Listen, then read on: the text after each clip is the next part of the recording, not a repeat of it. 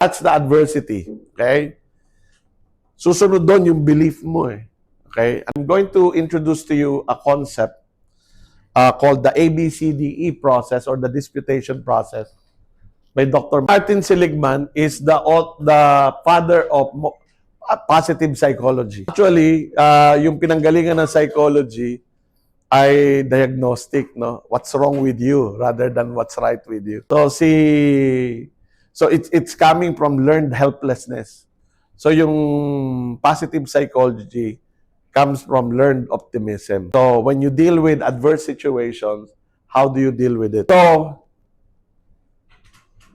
adversity is a situation biglang may nag-cut sa harapan mo, no? That's the adversity. Okay?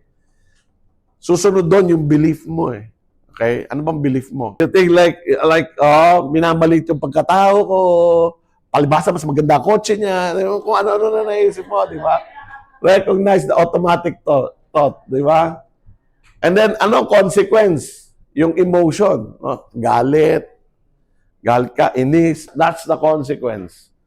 Some people get stuck here. So the idea of the disputation process is to not get stuck on the consequence.